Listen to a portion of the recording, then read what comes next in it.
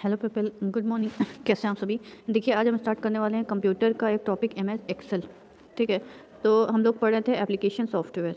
Application software में आपको पढ़ना था MS ऑफिस, और MS ऑफिस के ही 3 पार्ट आपको पढ़ना था, MS वर्ड और MS Excel.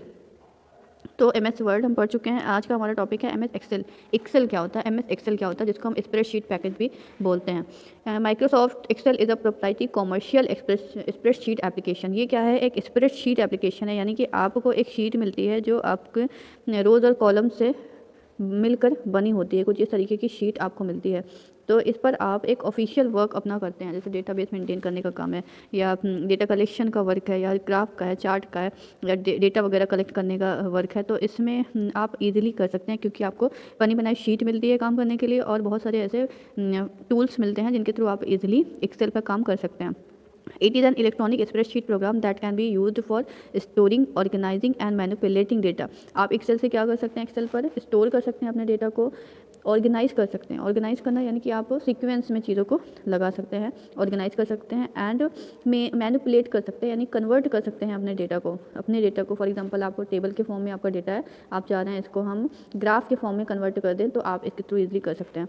It features calculation, graphic tools, pivot tables and macro programming languages. ठीक है, इसमें ये सारी फैसिलिटी इंक्लूड है, कैलकुलेशन है, ग्राफिकल टूल्स हैं। It is a very widely applied spreadsheet. ये आपकी एक बहुत बड़ी स्प्रेडशीट होता है जिस पर आप अपना वर्क आसानी से कर सकते हैं।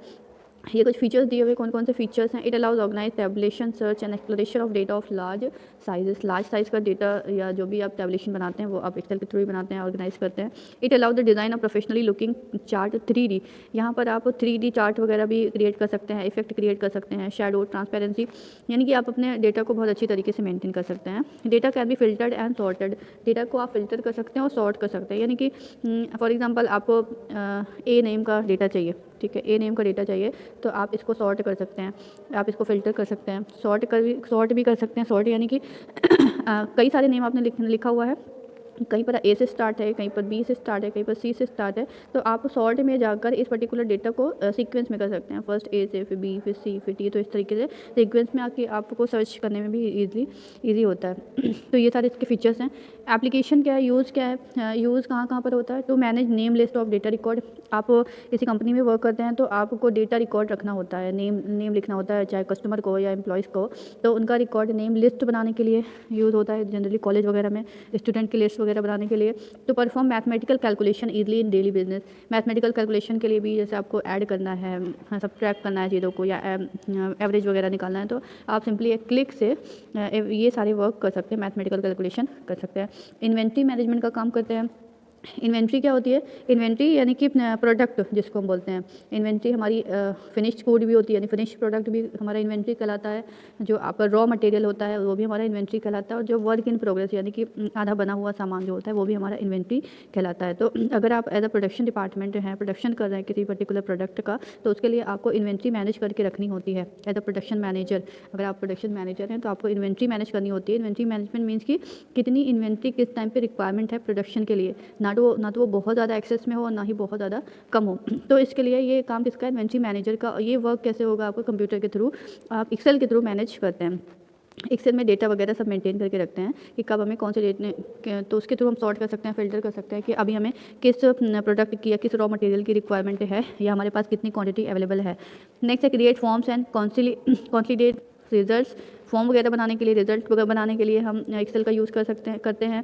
एनालिटिकल टूल्स यानी कि कुछ ऐसे मैथमेटिकल प्रॉब्लम है जिनका, क्योंकि एक्सेल आपको बने बनाए टूल्स प्रोवाइड करता है जिसके थ्रू आप इजीली एनालिसिस कर सकते हैं। कॉर्पोरेट में बजट बनाने के लिए, तो क्यों बजट कैसे बनता है, आपके पास जो प्रीवियस ईयर का डेटा होता है उसके अकॉर्डिंग हम बजट बनाते हैं। तो प्रीवियस ईयर का डेटा हमारा कहाँ पे होगा, कंप्यूटर में हमारा कहीं ना कहीं सेव होगा, एक्सेल में सेव होगा, तो उसके थ्रू हम बजट बनाते हैं।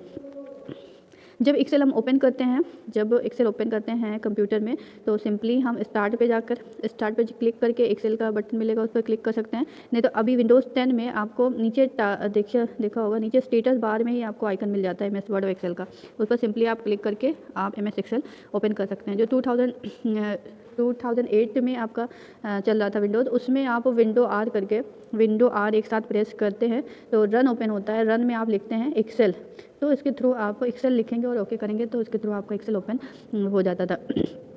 एक्सेल ओपन करेंगे तो आपको कुछ इस तरीके का पेज दिखेगा, यानी कि जो स्प्रेडशीट होती है वो collection of rose and column होती है, और ये जो रोज का कलेक्शन होता है इसके बीच के जो एरिया होता है, collection of rose and columns का बीच का जो एरिया होता है इसको हम बोलते हैं सेल। ठीक है, वर्क बुक, इस पर्टिकुलर पेज को हम वर्क बुक बोलते हैं। जो हमारा MS वर्ड था उसके पेज को हम डॉक्यूमेंट बोलते हैं, और एक्सेल के पेज को हम वर्क बुक बोलते हैं। Work book it is a collection of many worksheet. हाँ, ये हमारा वर्कशीट होता है, ये हमारा वर्कशीट होता है, और इसका जो कलेक्शन होता है इसको हम बोलते हैं work book. Worksheet is made of many rows and columns and also called spreadsheet, इसको हम स्प्रेडशीट भी बोलते हैं। यहाँ पर देयर आर 256 कॉलम, यहाँ पे 256 कॉलम। कॉलम क्या होती है? ये हमारा क्या है? कॉलम, जो हमारी वर्टिकल लाइन खींची जा रही है ये हमारी क्या है? कॉलम है, 1 2 3 4, तो ये कॉलम है एंड ये है हमारी रो। ठीक है, और इन रो एंड कॉलम का कॉम्बिनेशन ही कहलाता है हमारा सेल। तो एक वर्कशीट में आपको 256 कॉलम मिलेंगे एंड 65536 रोज मिलेगी एक वर्कशीट में, और कई सारी वर्कशीट भी आप ओपन कर सकते हैं एक साथ। और the worksheet in intersection of a row and a column is called a cell. हाँ, और जहाँ पे जो आपकी रो और कॉलम इंटरसेक्ट करती है, काटती है, ये एरिया आपका वो कहलाता है cell. Each cell has a specific address which is combination of numbers and letter, और हर एक सेल का कुछ ना कुछ एड्रेस होता है। कैसे एड्रेस होता है? क्योंकि हम यहाँ पे दिख रहा होगा आपको ABCD करके हमारा कॉलम है, ठीक है, और उसी जगह पे 1 2 3 करके 1 2 3 हमारी रो है। तो अगर हम इसका एड्रेस पूछें कि इस पर्टिकुलर सेल का एड्रेस क्या है, तो इसका एड्रेस होगा आपका B1। ठीक है, तो इसी तरीके से हर सेल का कुछ ना कुछ एड्रेस होता है। ये देख लीजिएगा, ये हमारा कुछ एरिया है एक्सेल का, जिसमें आपको नेम बॉक्स मिल जाएगा, फार्मूला बार मिल जाएगा। बाकी ये सारी चीज़ें तो हम MS वर्ड में भी डिस्कस कर चुके हैं। ये हमारा रिबन एरिया है, ये हमारा स्टेटस बार है, ये हमारा वर्टिकल, ये हमारा रूरल बार है, ये रूरल बार है। View of menu bar. Menu bar क्या होता है कि जो हमारे टाइटल बार के नीचे एक बार मिलता है जहाँ पर हमें मेन्यू मिलते हैं, कुछ टैब मिलते हैं, आइकन मिलते हैं, जिन पर क्लिक करके हम अपना वर्क करते हैं, वो हमारे कहलाते हैं मेन्यू बार। तो एक्सेल के मेन्यू बार में आपको ये 7 टैब मिलते हैं: home, insert, page layout, formulas, data, review and view. Insert menu का क्या वर्क होता है? इंसर्ट मेन्यू हम लोगों ने MS वर्ड में भी पढ़ा था इंसर्ट का, तो सेम ही वर्क है, थोड़ा सा कुछ और एक्स्ट्रा टूल यहाँ पे दिया गया है। The insert menu allows you to add new worksheet, आप नई वर्कशीट ला सकते हैं, नई रोज ला सकते हैं, and column to an existing. You can also insert charts and objects on to your worksheet, और अपने वर्कशीट में आप पिक्चर लगा सकते हैं, चार्ट बना सकते हैं, और बहुत ऑब्जेक्ट्स इंसर्ट कर सकते हैं। नेक्स्ट हमारा है व्यू मेन्यू। व्यू मेन्यू के थ्रू जब आप व्यू मेन्यू पर क्लिक करेंगे, यानी व्यू मेन्यू बार में आपको व्यू दिखेगा, व्यू पर क्लिक करेंगे तो आपको ये सारे ऑप्शन मिलेंगे। फॉर्मेटिंग बार है। फॉर्मेटिंग बार क्या होता है? जिसके थ्रू आप फॉर्मेट करते हैं। फॉर्मेट क्या करते हैं? वहाँ पर हम वर्ड की प्रोसेसिंग करते हैं, यहाँ पर भी आप वर्ड की कर सकते हैं, नहीं आप अपना जो आपका एरिया है रोज एंड कॉलम का, उसमें फॉर्मेटिंग कर सकते हैं, उसका कलर चेंज कर सकते हैं, हाईलाइट कर सकते हैं। तो ये हो गया आपका फॉर्मेटिंग बार का। नेक्स्ट आता है फ्रीजिंग पेन। फ्रीजिंग पेन क्या होता है कि आप किसी एरिया में सेम कंटेंट फ्रीज करना चाहते हैं। फॉर एग्जांपल आपने यहाँ पे 1 लिखा हुआ है और आप चाह रहे हैं कि ये 1 आपका जितनी पूरी रो में आपका 1 प्रेस हो जाए, तो आप यहाँ पर आपको दिखेगा, यहाँ पर एक छोटा सा ये डार्क कलर का प्लस का निशान इस तरीके से दिख रहा है। यहाँ पर माउस ले जाके आप ड्रैग करेंगे तो आपका यहाँ पर अगर फर्स्ट सेल में आपका 1 लिखा है तो आपके सारे सेल में 1 1 1 प्रेस हो जाएगा। और आप इस तरीके से अगर आप 1 या 2 लिखते हैं तो अगर आप इसको ड्रैग करेंगे तो आपका 1 2 3 4 करके लिख कर आ जाएगा। उसी तरीके से आप 2 इंटू करते हैं 2 इंटू 4, जैसे 2 इंटू 4 4 इंटू 2, तो इस तरीके का कुछ सीरीज दे रहे हैं तो इसको भी आप फ्रीज कर सकते हैं। फ्रीज मीन्स कि एक ही जैसा कंटेंट आप पूरे सेल में जा रहे हैं, पूरे कॉलम में जा रहे हैं। एंट्रिंग फार्मूलाज, यहाँ पर आप फार्मूला का यूज़ करते हैं। आपके कोर्स में जनरली सम एड एवरेज को बताना है। When entering numerical data you can command Excel to do any mathematical function. Start each formula with an equal sign. जब आप किसी भी फार्मूला का यूज़ करेंगे तो इक्वल साइन का यूज़ करेंगे, वो किसी भी चीज़ को, कुछ कॉमन है, ये आपका कॉमन है, और कॉलन का यूज़ करते हैं, ये आपका कॉमन है। ठीक है, बाकी आप देखिएगा यहाँ पे दिया हुआ है। बाकी सब्ट्रैक्ट करने के लिए आप माइनस का निशान लगाते हैं, और डिवाइड करने के लिए आप इस तरीके का स्लैश लगाते हैं, और मल्टीप्लाई करने के लिए आप इस तरीके का ऑप्शन लगाते हैं। इसमें क्या करते हैं आप सिंपली फॉर्मूला टाइप करते हैं, सिंपली आप इक्वल का निशान लगाते हैं और अपने सेल का एड्रेस देते हैं, क्योंकि आपको सब्ट्रैक्ट करना है, यानी कि एक सेल यहाँ पे और कई सारी सेल यहाँ से यहाँ तक हैं, तो आपको इन सारी सेल को आपस में सबट्रैक्ट करना यानी घटाना है कि इनका नंबर, इनका जो सबट्रैक्शन आएगा ये 4-5 का, वो क्या आएगा। तो आपको फर्स्ट कॉलम का और लास्ट कॉलम का एड्रेस देना होगा। पहले ही बता चुके हैं हर एक सेल का कुछ ना कुछ एड्रेस होगा। तो ये जो डेटा होगा ये किसी सेल में होगा, तो आपको सेल का फॉर एग्जांपल 8-10 तो आप देंगे, फिर माइनस का निशान लगाएंगे एंड फिर ये आपका हो सकता है फॉर एग्जांपल F12 हो सकता है, F12। तो इस तरीके से हम एड्रेस देते हैं। तो ये चीज़ें आपकी कॉमन होती है कि आप इक्वल का निशान लगाते हैं और कॉलन लगाते हैं और एड्रेस देते हैं, जो भी आपको करना है। बस डिफरेंट क्या होता है कि आप सबट्रैक्ट करने के लिए माइनस का निशान लगाते हैं, डिवाइड करने के लिए आप लगाते हैं स्लैश का निशान एंड मल्टीप्लाई के लिए आप, और ऐड के लिए आप या तो सम लिखते हैं, सम लिख भी सकते हैं, सम लिखते हैं नहीं तो आप प्लस का निशान लगाते हैं। और अगर ये सब भी नहीं करना चाहते तो आपको फार्मूला बार में हर एक चीज़ का फार्मूला दिया हुआ रहता है। आपको सिंपली सेलेक्ट करना है और फार्मूला बार पर जाकर क्लिक करना है, ऐड के ऑप्शन से आपका डेटा ऐड हो जाता है। डेटा एंट्रिंग करना है। डेटा एंट्रिंग के लिए क्या कर सकते हैं कि आप सिंपली इस तरीके से किसी भी पॉइंट पर अपना कर्सर रख कर और ड्रैग करके एरिया बताते हैं कि आपको कहाँ पर डेटा एंट्री करना है।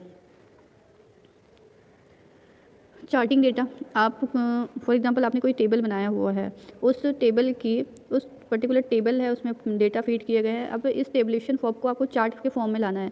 तो चार्ट के फॉर्म में लाने के लिए आप इस डेटा को सेलेक्ट करते हैं और फिर आप जाते हैं चार्ट विजार्ड में, जो आपको इंसर्ट में मिलेगा। चार्ट विजार्ड में जाएंगे और आप जाएंगे कॉलम में, या आपको ये बने बनाए ये आपको दिया हुआ इस तरीके से चार्ट या पाई चार्ट, आप इस पर क्लिक करके ओके करेंगे, आपका जो टेबुलर फॉर्म में था वो आपके चार्ट के फॉर्म में आ जाएगा।